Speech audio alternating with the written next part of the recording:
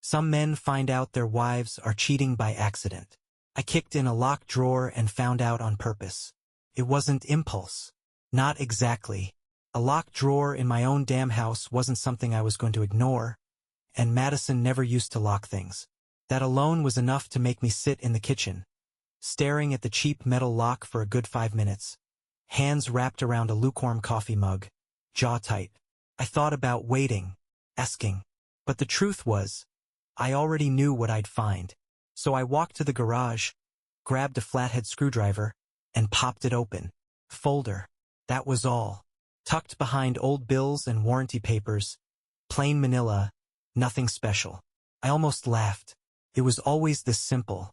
People think affairs are hidden in secret phone calls, in whispered meetings behind closed doors. In reality, they're buried under insurance statements and tax returns, waiting for someone who gives a damn to notice. Inside the folder, receipts, hotel charges at the Riverstone Inn, a few dinner bills, expensive, the kind she never let me take her to anymore. And then, the real kicker, legal documents. Half-completed divorce papers, with Henry Reynolds' signature right at the bottom. The name didn't surprise me. I'd seen him before, the kind of guy who shook your hand too hard while sizing you up, eyes scanning for weaknesses. He was the type who smelled like expensive cologne and a better-than-you attitude, the kind of guy who wore a $1,000 suit to a town where most men owned 2 pairs of boots and called it a wardrobe. Reynolds was a lawyer, always hanging around the town's wealthier side, handling contracts and estate planning. He wasn't one of us. Hell, he wasn't even one of them. He was just passing through, taking what he could, always angling for the next move. And now, he was trying to make my wife his next move. I sat back in my chair, staring at the papers. My pulse was steady, slow. No sudden rush of rage. No yelling, no throwing things.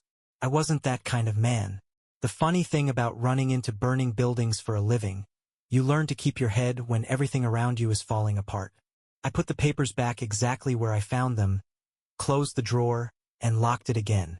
Then I went outside, grabbed my jacket off the hook, and headed to the Iron Stag. The bar was quiet this time of day. A couple of old-timers at the counter, nursing beers, arguing over some game on the radio. The place smelled like wood polish and last night's whiskey, the way bars should.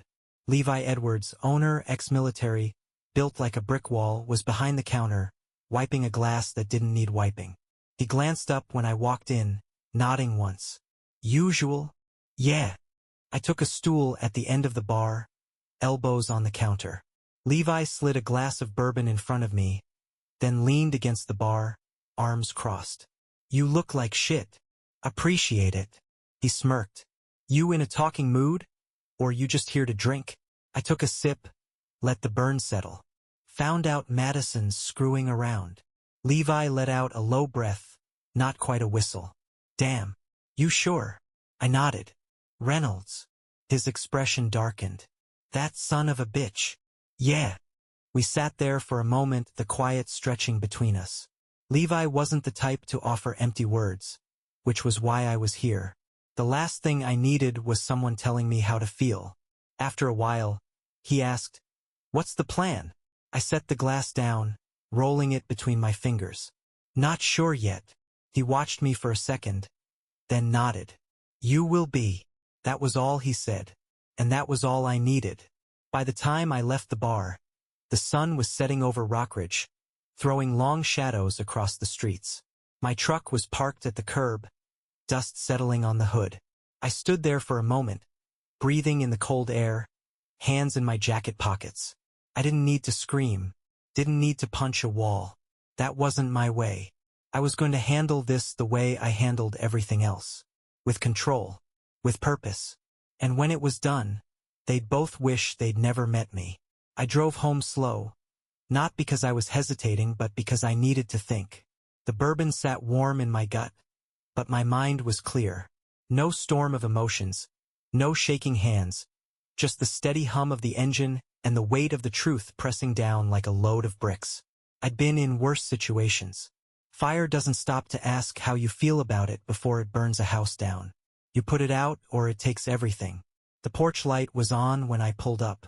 Madison's car sat in the driveway, clean and polished, like everything she touched had to be. The contrast between that and my dust-covered truck made me shake my head. She was always straightening things, fixing the image. If only she'd been as careful about what she left lying around. I stepped inside. The smell of dinner, something with garlic, hung in the air, but I wasn't hungry. Madison was in the kitchen, humming to herself, a glass of wine in one hand, a wooden spoon in the other. She looked up and smiled like nothing had changed. "Hey, you're home late." "Stop by the bar," I said, kicking off my boots. The house felt too quiet. Or maybe I was just hearing things differently now. "Figured," she said, turning back to the stove. "Levi give you his usual life advice?" I leaned against the counter, arms crossed. "Something like that." She didn't look at me, but I saw her shoulders tense just enough to notice. She'd always been good at small talk, smoothing things over, making sure conversations stayed light. I used to appreciate it. Now it just felt like a distraction. "Busy day?" she asked. "Yeah," I said. "You?" Same old, same old." She turned, leaning against the counter, sipping her wine. "Had lunch with Claire, took Rusty to Quinn's for a trim." Nothing exciting. Nothing exciting. I let that sit between us, wondering how easy the lie came to her. Wondering how many nights she came home, kissed me on the cheek, and acted like she hadn't been tangled up in another man's sheets just hours before. She stepped closer, running a hand down my arm, tilting her head like she used to when she wanted me to talk. "You okay?" "Fine." I met her eyes, let the silence stretch. People rush to fill silence when they're nervous. She didn't. That told me everything. "All right," she said after a second, smiling like she hadn't just lied to my face. "Dinner's almost ready." I nodded and stepped back, heading for the shower. I needed time. Not to cool off, I wasn't heated. I just needed a plan. Under the hot water, I ran through my options. Some men would walk out, pack a bag, toss the ring in the sink, and disappear. Others would throw punches, get themselves locked up over a woman who already walked out on them in every way that mattered. I wasn't either of those men. No, this wasn't about pain. It was about control. About making sure I walked away on my terms, not crawling. I'd built a life from the ground up. I'd be damned if I let them burn it down.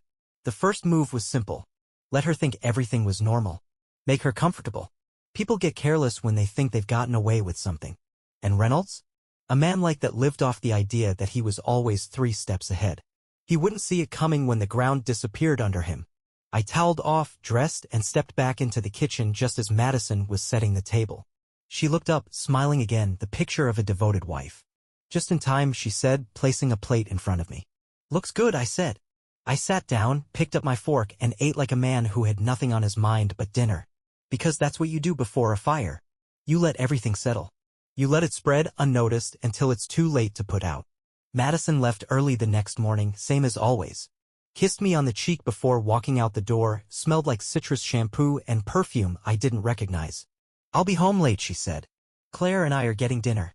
I nodded, sipping my coffee, acting like I believed her. She hesitated just a second, like she was waiting for me to ask questions. I didn't. She left. Her car backed out of the driveway, tires crunching over gravel, then disappeared down the street. I rinsed my mug, dried my hands, and got to work. The first step was locking down the finances. I drove to the bank, spoke with a man I'd known for years, someone who understood how to move things without making noise. I pulled my personal savings into a separate account, locked it under my name only. The joint account? Left just enough to keep the lights on, nothing more. If Madison wanted to play house with a lawyer, she could learn how it felt to run one without my money. After that, I stopped by the Iron Stag. Levi was behind the bar, slicing limes, even though I'd never seen him serve a drink with one. "You need something, or you just here to brood?" I slid onto the stool. "Need a number." He wiped his hands on a rag, nodded. "What for?" "Pie." His eyebrows lifted, but he didn't ask why. Just reached under the bar, grabbed a business card from a stack near the register, and slid it over. "Guy's name is Nolanwood. Used him once when my ex was trying to run my ass through the ringer. Solid work, no bullshit." I pocketed the card. "Appreciate it." "You going nuclear?" "Not yet." He nodded, set the knife down. "You got a plan?" "Working on it." He smirked, shaking his head. If I was Reynolds, I'd start running. I didn't answer. Just left a 20 on the bar and walked out. The PI's office was in a strip mall next to a laundromat, smelled like burnt coffee and stale carpet. Nolanwood was about 50, thick around the middle, thinning hair, looked like he'd seen more marriages end than begin. He barely glanced up when I walked in, just gestured to the chair across from his desk. "You got a name?" I sat down.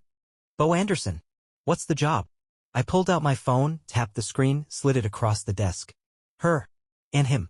He studied the pictures. Madison at the Farmer's Nolan Reynolds outside his office. Affair. Yeah. You want the works? Photos, video, timestamps? All of it. He nodded, tossing the phone back. $2,000. I pulled the cash from my pocket, set it on the desk. He didn't count it, just tucked it in a drawer. Give me a week. I stood up. You got 3 days. He grunted but didn't argue. By the time I left, the sun was starting to set. I drove back home, parked in the driveway, sat there for a minute watching the house. The porch light flickered, needed a new bulb. The grass was overgrown. Little things I'd let slip, thinking I had a home to take care of. Turned out I'd just been keeping up a front. I walked inside, grabbed a beer from the fridge, took it out back. Rusty trotted after me, flopped down on the porch with a sigh. I scratched behind his ears, took a long pull from the bottle. 3 days. That was all I needed. Then it wouldn't be my problem anymore. Didn't need 3 days. He called after 2. Got what you need, he said. His voice was flat, businesslike. Where you want to meet? Your office. 20 minutes. I hung up, grabbed my keys, and left. Madison had been in and out the last couple of days, same routine, same excuses. Smiling, kissing my cheek, saying she had errands or dinner plans. I hadn't asked questions. She'd taken that as trust. That was her mistake. Would have the file waiting when I walked in. Thick folder, a flash drive sitting on top.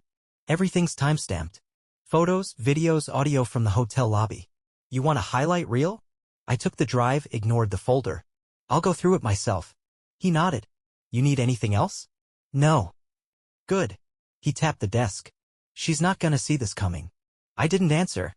Just walked out, drove home, and sat in the truck with the engine running. I didn't need to open the folder. I already knew what was inside. I'd seen enough of Reynolds to know exactly how he operated, methodical, arrogant, treating people like contracts to be negotiated. And Madison? She'd fallen right into it, thinking she was making choices when really she just signed her name on the dotted line. I killed the engine, went inside. Madison was in the kitchen, pouring a glass of wine. She looked up, smiled. You hungry? I was just about to start dinner. I set my keys on the counter, pulled out a chair, sat down.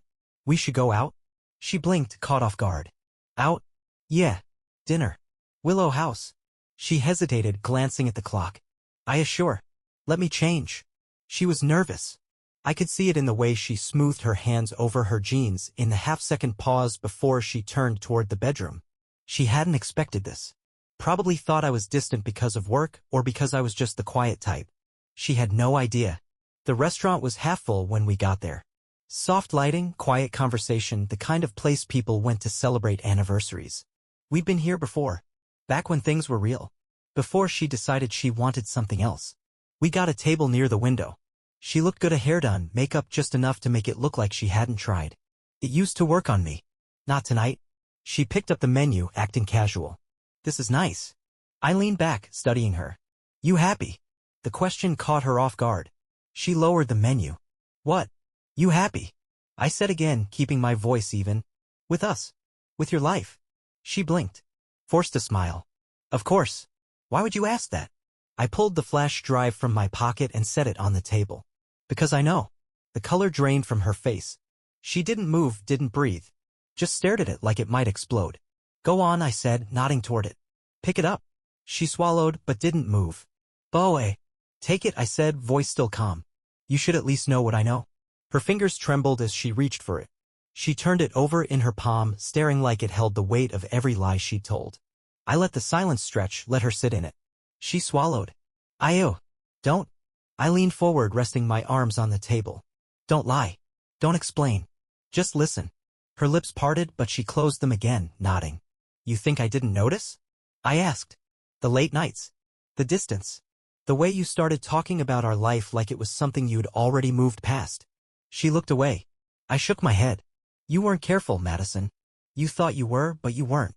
She opened her mouth, but I raised a hand, stopping her. I'm not here to argue. Not here to fight. I just want you to understand something. I let the moment settle before I continued. You had choices. I gave you time. I gave you space. You could have come to me. You could have talked. Tears welled in her eyes, but I wasn't buying it. Not tonight. But you didn't, I said. You made your bed. And now you get to lie in it. The waiter came by. hesitated, sensing the tension. Would you like to order? I didn't look at him, just pushed my chair back, stood up. She'll have the check. Then I walked out, leaving her with the flash drive, the silence, and the mess she'd made. I drove home with the windows down, letting the cold night air keep me sharp. I wasn't angry, not anymore. That part had burned out, leaving something steadier behind. The kind of calm you get when you know exactly where things are headed. When I pulled into the driveway, the house was dark. Rusty trotted up from the porch, tail wagging, happy as ever. I scratched his head, let out a breath, and walked inside. Madison didn't come home that night. I expected that.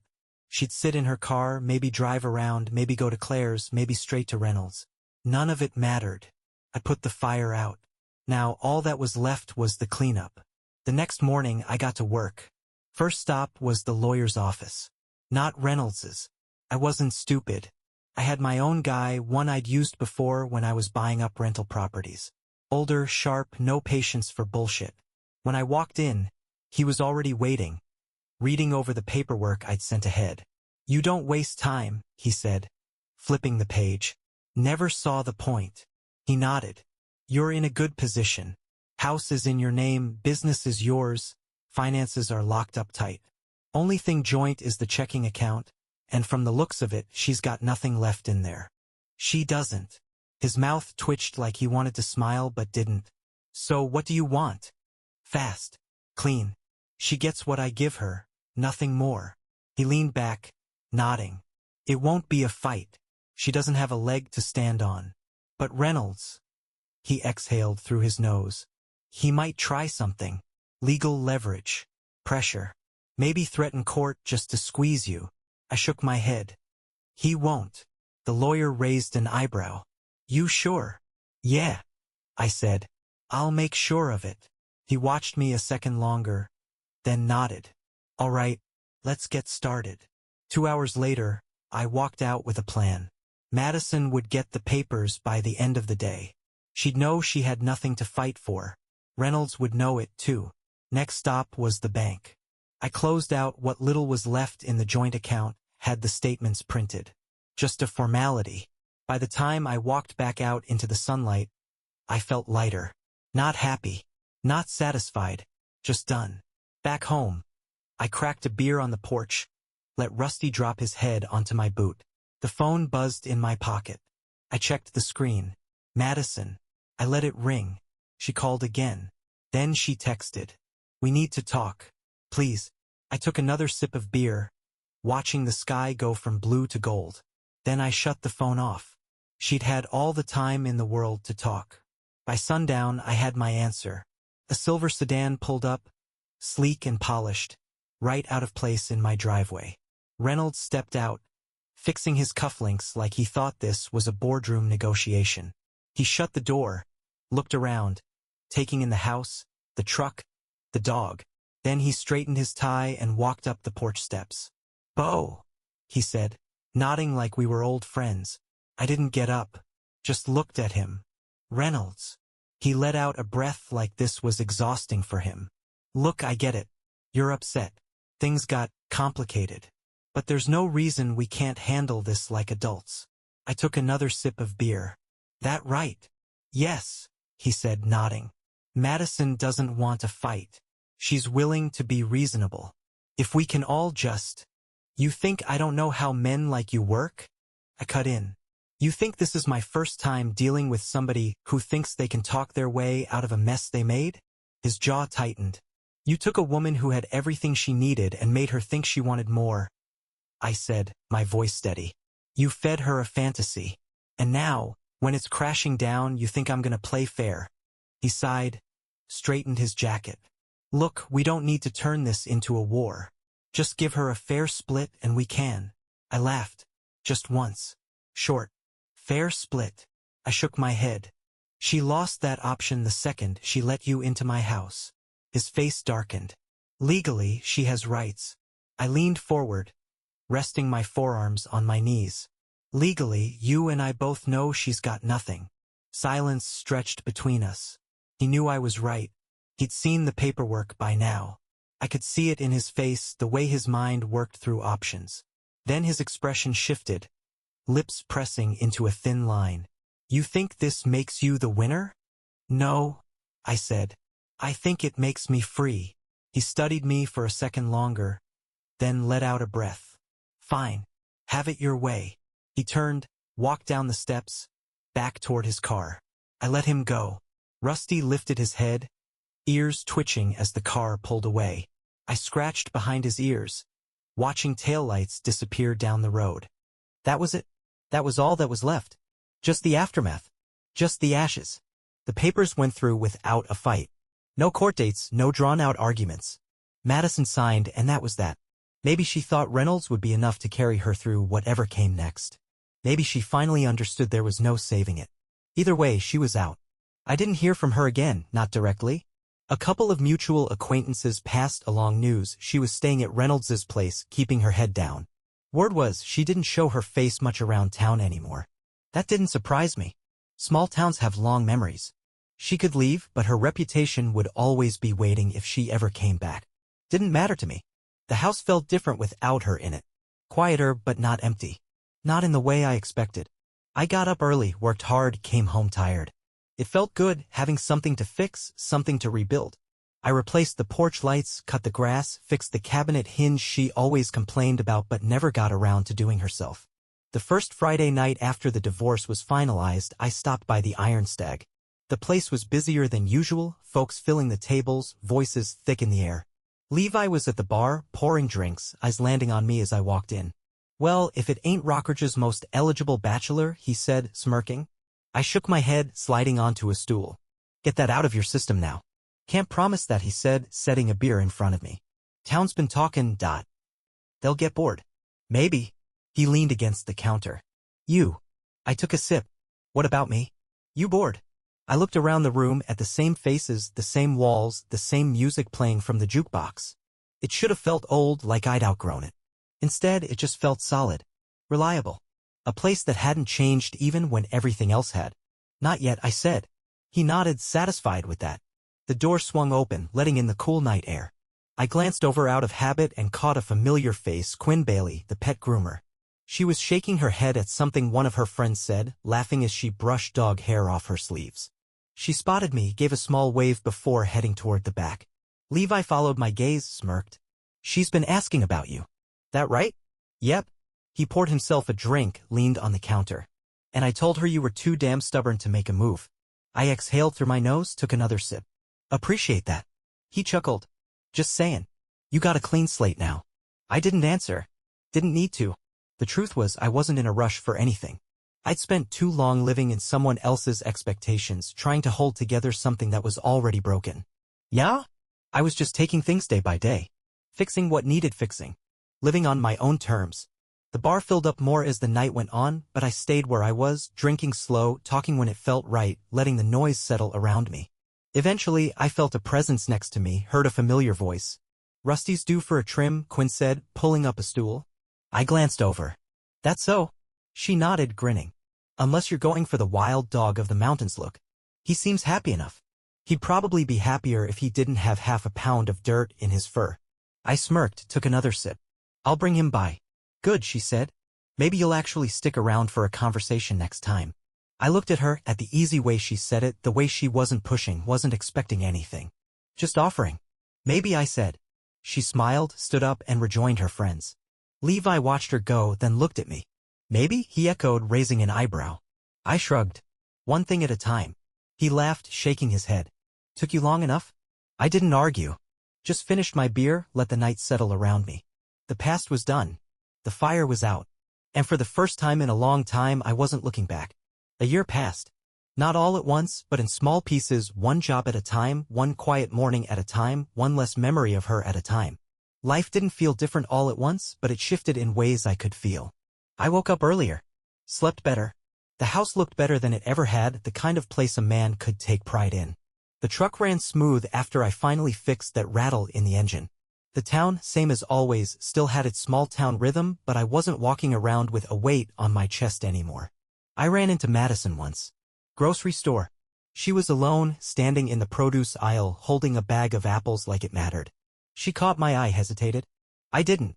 Just walked past her, grabbed a six-pack from the cooler, and checked out. Reynolds? He was gone. Moved out of Rockridge about 6 months after I cut him off at the knees. Last I heard, he tried setting up shop in the city, but a few well-placed rumors about his personal conflicts of interest had clients pulling out faster than he could recover. He'd land on his feet. Guys like him always did, but not before taking some bruises. That was enough for me. The last loose end tied itself up without me lifting a finger. One night, I was at the Iron Stag, sitting in my usual spot, nursing a drink while Levi wiped down the bar. A couple of guys near the jukebox were talking, voices just loud enough to carry. Did you hear about Madison Anderson? I didn't move. Just listened. Yeah, the other guy said. Heard she left town. Didn't work out with that lawyer, huh? Guess not. Can't say I'm surprised. Girl torched a good thing. Levi glanced at me, saw I wasn't reacting, and kept cleaning. The guys kept talking, but I stopped listening. Didn't need to. Some stories just finished themselves. I tossed some cash on the bar and left. Walked outside, let the cold air hit my face. The sky was clear, stars sharp against the black. My truck was parked under the street lamp, Rusty sitting in the bed, waiting. I climbed in, scratched behind his ears. He let out a happy sigh, tail thumping. I started the engine, took the long way home. Windows down, music low, the kind of drive where you don't think too much because there's nothing left to think about. The house was waiting when I pulled up. Porch light glowing warm, grass trimmed, fence mended. A man's house should feel solid. Should feel like it belongs to him, not like he's just passing through. This one did now. I grabbed a beer from the fridge, took it out back, sat on the steps with Rusty at my feet. Wind moved through the trees, quiet and steady. I took a slow drink, let the silence settle. Quinn had left a message earlier.